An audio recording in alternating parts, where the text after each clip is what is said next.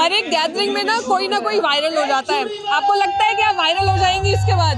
मेरा पता नहीं, बट ये वायरल हो जाएगा।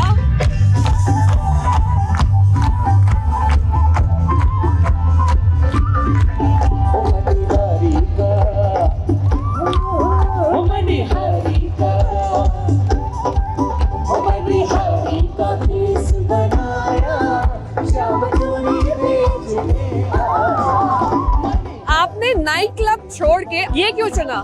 सनातन धर्म में कहता है मीता, तुम्हें जैसे एक्सप्रेस करना है अपने आप को एक्सप्रेस करो। भगवान को याद करने के 100 तरीके होते हैं, ये हमारा तरीका है तो हम वैसे कर रहे हैं।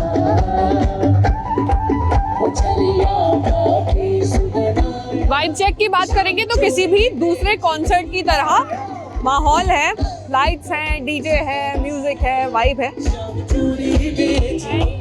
कैसा लगा? बहुत आनंद आया। ऐसा लगा कि वृंदावन पहुंच गए। Radhe Radhe. The vibes are so high, jamming, dancing, भजन, एक अलग लेवल की मस्ती। I think her Gen Z इसको कनेक्ट करेगा।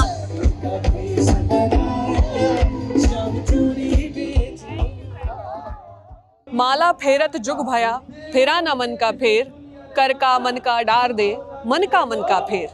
आज की जो स्पिरिचुअलिटी है वो शायद फॉर्मल रिचुअल से ज़्यादा एक्सपीरियंस की बन चुकी है, अनुभव की बन चुकी है। इसीलिए हम ये देख रहे हैं, जहां हम आज खड़े हैं इंदिरा गांधी नेशनल स्टेडियम, और यहाँ पर इससे पहले कि मैं आपको रिवील करूँ, मैं एक क्लब में आई हूँ, क्लबिंग के लिए आई हूँ। लेकिन जैसे जैसे शाम ढल रही है माहौल बदल रहा है, लेकिन ये वो वाला माहौल नहीं है जो हम जनरली नाइट क्लब्स में देखते हैं। ये है भजन क्लबिंग, और दिल्ली एनसीआर में एक बड़ा इवेंट भजन क्लबिंग का जो हो रहा है। आसपास आप देख रहे हैं कि लोग एकदम उत्सव की तरह तैयार होकर आ रहे हैं, उनके चेहरे पे बड़ी रौनक है। उसको एक्सपीरियंस करने के लिए जितने वो एक्साइटेड हैं उतने ही हम हैं। तो अंदर चल के देखते हैं कि ये भजन क्लबिंग आखिर है क्या, और जो जनरेशन जी है, जो जेन जी हैं या फिर जो मिलेनियल्स हैं, वो इसे क्यों चुन रहे हैं।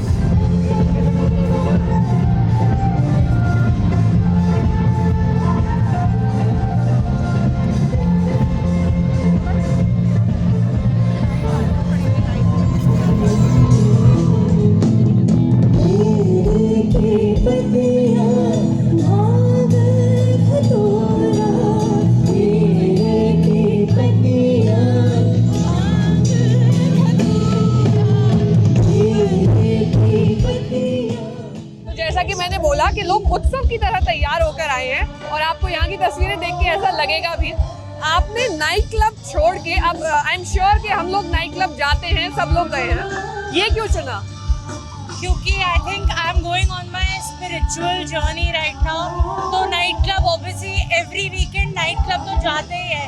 तो इस वीकेंड मैंने सोचा अब और पास जाऊँ अपने देव के पास, just to calm myself even मोर।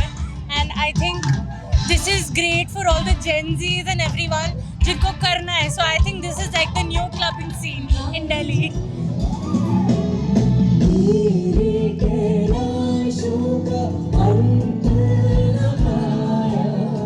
मैंने ये सोचा था कि केवल Gen Z यहाँ पर होगा, नए लोग होंगे, लेकिन मैं देख रही हूँ कि हर एज ग्रुप के लोग हैं। अंकल भी आए हुए हैं, आंटी भी, और सब झूम रहे हैं। सबके चेहरे पे एक रौनक है, मुस्कान है। कैसा लग रहा है? अच्छा लग रहा है। अच्छा, नाइट क्लब में कभी गए थे अपने जमाने में? अब भी जाते हैं। अब भी जाते हैं। ये बेटर है। ये बेटर है। आप बहुत अच्छा है, बहुत अच्छा। केवल बॉलीवुड सॉन्ग्स की लिरिक्स नहीं, लोगों को भजन भी याद है। मैं देख रही हूँ कि सब लोग एक साथ गा भी रहे हैं। तो जैसे कभी आप बरसाने या मथुरा जाते हैं तो आपको वहाँ की गलियों में सखियाँ दिखती हैं, तो सखियाँ दिखाई देती हैं। तो भजन क्लबिंग में भी कुछ ऐसे लोग आए हैं, सज धज के सुंदर दिख रहे हैं। मैं देख रही थी, जब मेरी नजर आप पे पड़ी तो आप कृष्णा के एक भजन पे झूम रही थी। सबसे पहले तो मुझे अपने श्रृंगार के बारे में बता दीजिए। लोग नाइट क्लब में जाते हैं तो अलग तरीके से सज के जाते हैं, भजन क्लबिंग के लिए आपने ये अटायर क्यों चूज किया? ओके, तो बहुत ही सिंपल सी बात है। मेरा नाम प्रिया है। मैं बेसिकली, मेरे रूट्स जो है वो वृंदावन से हैं, एंड मैं फरीदाबाद में रहती हूँ। तो आई नो कि जहाँ भजन हो जाए, और भजन में भी आई नो डैट कि उसमें गाना आएंगे ही आएंगे। आप कहीं भी चले जाओ, मस्ती मतलब गाना, गाना मतलब राधा, और राधा मतलब सखिया। तो सिंपल इज दैट कि मुझे वही लुक लेना था। कभी नाइट क्लब में जाना हुआ है? स्पॉट नहीं जाता।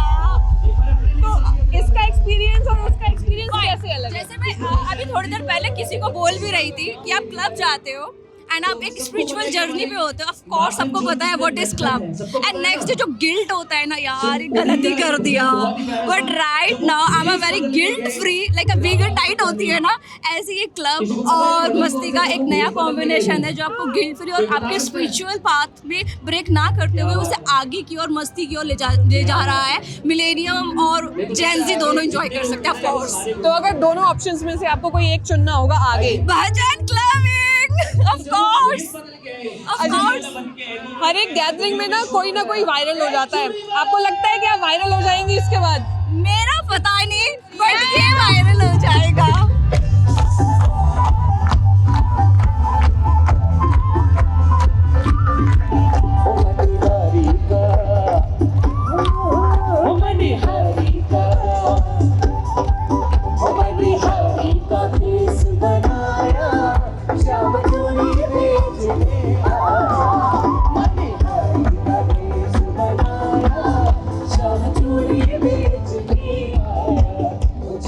क्लब में एक मोमेंट ऐसा होता है जब म्यूजिक डाउन होता है तो आपका एक्सप्रेशन ऐसे हो जाता है, लेकिन यहाँ पर सबके एक्सप्रेशंस लिफ्टेड है। मैं बहुत देर से उन्हें देख रही थी, वो झूम रहे हैं और चेहरे पे यही मुस्कान है। And this is the first time कि हम लोग सोचते थे, हम क्लबिंग जाते थे, एंजॉय करते थे बहुत, पर वो एक डिफरेंट माहौल था। सडनली मैंने एड्स पर देखा, इंस्टा पे देखा, इस तरह का कुछ क्लबिंग हो रहा है, जैमिंग हो रहा है, एंड लिटरली ऐसा होना चाहिए फॉर सनातन, ऐसा होना चाहिए, रेगुलर बेसिस पे होना चाहिए।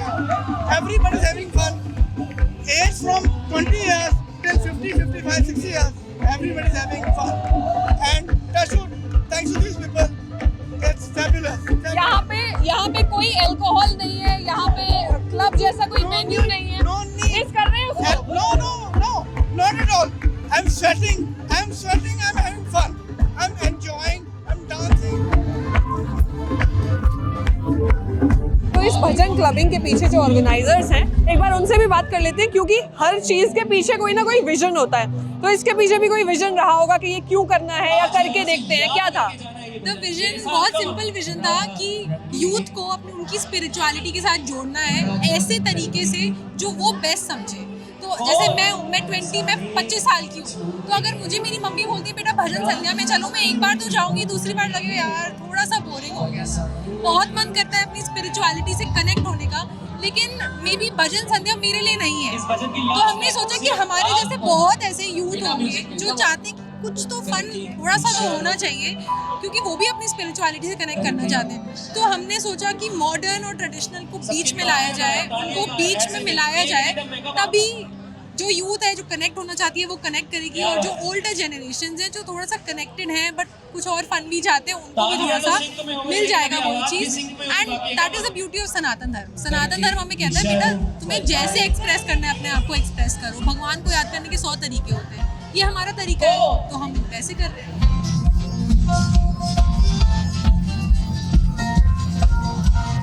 वाइब चेक की बात करेंगे तो किसी भी दूसरे कॉन्सर्ट की तरह माहौल है, लाइट्स हैं, डीजे है, म्यूजिक है, वाइब है, लेकिन म्यूजिक थोड़ा अलग है, यहाँ पर भजन है। लेकिन उसके अलावा और क्या क्या है यही देखते हैं, टूर लेते हैं कि भजन क्लबिंग की मेन्यू में क्या क्या है। चलिए,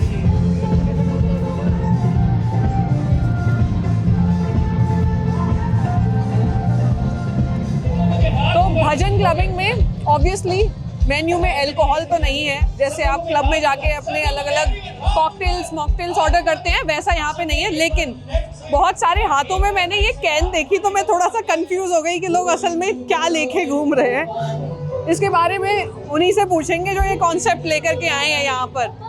अच्छा, आपका अटायर भी इस मॉडल के कलर कॉम्बिनेशन से मैच हो रहा है, ये कुछ स्ट्रेटेजिक है क्या? बिल्कुल, नॉट अ कोइंसिडेंस।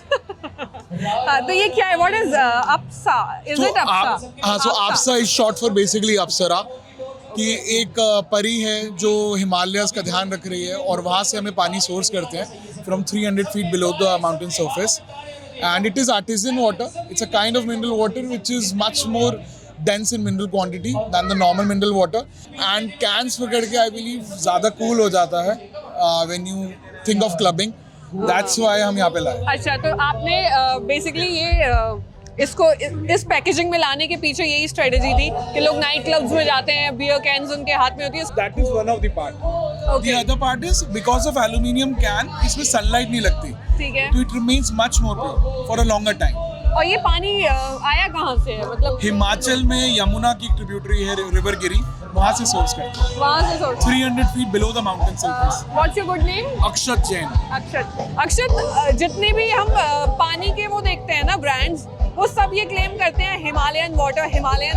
सारा पानी लोग हिमालय से क्यों खींच के ला रहे हैं? ब्रांड्स ला तो रहे हैं बट वो क्वालिटी रहती नहीं है, इसलिए हमने कैंस करा। हिमालय से पानी बहुत लोग ला रहे हैं, लेकिन प्लास्टिक या ग्लास बॉटल्स में सनलाइट लगती है और वो सारे मिनरल्स खत्म हो जाते हैं। There is no such water जिसमें इंडिया प्राइड ले सके। हम फ्रेंच वाटर्स, इटालियन वाटर्स की बात करते हैं, but there is no single Indian water जिसको प्राइड से बोल सके कि this is Indian water. That's the goal behind. तो अगर ये अप्सा आई विश कि ये ह्यूज सक्सेस हो आपके लिए, उसके बाद आप ट्रिब्यूटरीज को और रिवर्स को साफ करने के लिए भी ड्राइव चलाइएगा Exactly, इंडिया में। yes. आगे चल के देखते हैं कि क्या है और ट्विस्ट एंड बबल। अब आपको देख के लगेगा कि ये भजन क्लबिंग में ये फ्रांस के फ्राइज क्या कर रहे हैं, फ्रेंच फ्राइज, लेकिन जो भी कर रहे हैं ये भी भक्ति कर रहे हैं। Potato balls, mojito, cold coffee and burgers, twist and bubble. तो ये भी है क्योंकि आफ्टर ऑल जेनजी के मतलब टीजी जो है वो सपोजिटली जेनजी है, तो जेनजी के लिए फ्रेंच फ्राइज और पोटैटो बॉल्स होना भी लगा होगा कि ज़रूरी है, ताकि ट्रैक्शन तो हो थोड़ा। और सबकी अपनी फूड चॉइसेस हैं। आगे देखते हैं और क्या है।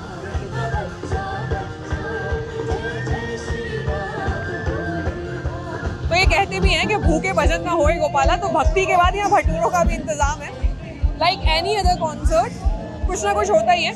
तो यहाँ पे क्योंकि दिल्ली एनसीआर की भीड़ है, तो भटूरे भी हैं, छोले कुलचे हैं, जलेबी है, तो कुल मिला के खाने पीने का ये इंतजाम है। भक्ति उधर है, भटूरे इधर है।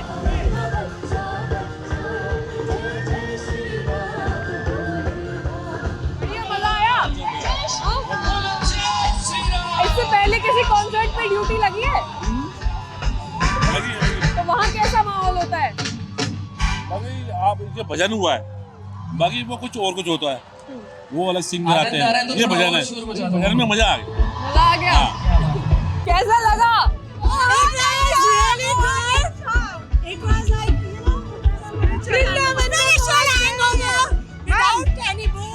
प्लीज इसको बार बार करते रहना, मैं बहुत अच्छा लगा, मैं बहुत मजा आया। जय श्री राम।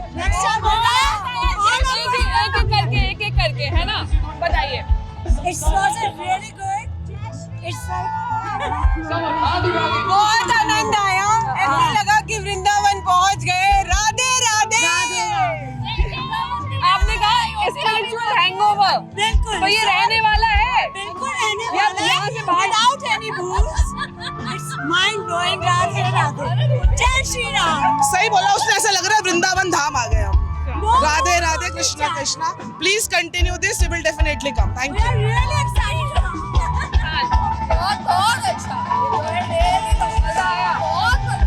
आपने कुछ खाया यहाँ पे? हाँ, सब कुछ खाया। पालक पत्ता चाट, गोलगप्पे, everything.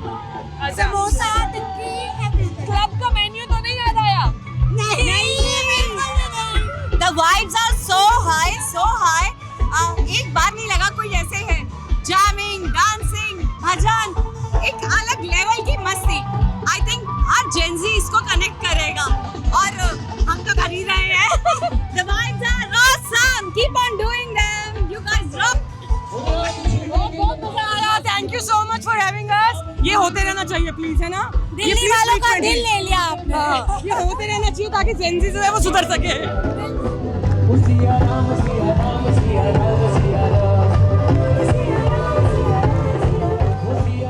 मन न भय 10-20, मन न भय 10-20, मतलब मन तमाम दिशाओं में, मन अगर कई दिशाओं में भटकेगा तो मजा नहीं आएगा। सेंस ऑफ वननेस होना चाहिए, एक दिशा में होना चाहिए, एकाग्र होना चाहिए। ऊधो मन न भय 10-20। और वो सेंस ऑफ वननेस आपको यहाँ जो ऑडियंस आई, जो लोग आए, उनमें महसूस होगा देखकर। लगेगा कि सब एक ही धुन में रमे हुए थे। मतलब ये जो म्यूजिक है, ये जो बीट्स हैं, ये लोगों लोगों ने वाकई में एंजॉय की, ऐसा जाते हुए चेहरे बता रहे हैं। आते हुए चेहरों पे जो एक्साइटमेंट था, जाते हुए चेहरों पे वो एक अलग सी चमक है, वो दिखा रही है कि उन्हें मज़ा तो आया है। तो भक्ति हमेशा इवॉल्व होती रही है। वैदिक काल में इसे कर्मकांड से, यज्ञ से जोड़कर देखा गया। शंकर ने इसे ज्ञान से जोड़ा, चैतन्य और शंकर देव ने संकीर्तन से, नृत्य से जोड़ा, तो वहीं कबीर ने इसे इंट्रोस्पेक्शन से, आत्मनिरीक्षण से या ज्ञान से जोड़ा। मीरा जैसे भक्तों ने इसे प्रेम से जोड़ा। तो भक्ति हमेशा इवॉल्व होती रही, बदलती रही। हर भक्त का भक्ति को जाहिर करने का तरीका, उसे एक्सप्रेस करने का तरीका अलग रहा है। ये भी भक्ति का एक एक्सप्रेशन है, एवोल्यूशन है। कह सकते हैं कि जो लोग यहाँ पर हैं उनके लिए अपनी भक्ति को महसूस करने का या एक्सप्रेस करने का ये एक तरीका है। कई बार आपको यहाँ पे थोड़ा सा आडंबर, कहीं क्षणिक आडंबर भी दिखाई देगा, लगेगा कि ये सिर्फ सोशल मीडिया प्रेजेंस के तौर पर भी आप इसको कई बार महसूस करेंगे। कई जगह पर आप इसका कमर्शियलाइजेशन भी देखेंगे या कहेंगे कि एक बाजार का, भक्ति के बाजार का एक नया रूप है। लेकिन इस बात को नकारा नहीं जा सकता कि भक्ति का एक ये नया जरिया है जो अब से पहले कभी नहीं देखा गया था। तो जेनजी का, मिलेनियल्स का ये एक नया तरीका है अपनी भक्ति जाहिर करने का। आपको ये भजन क्लबिंग का कॉन्सेप्ट कैसा लगा? आपने इसे कितना एंजॉय किया और आप क्या इसके बारे में सोचते हैं? हमें कमेंट सेक्शन में ज़रूर बताइएगा। मैं मेधा फिर मिलूंगी आपसे किसी और नए एक्सपीरियंस के साथ।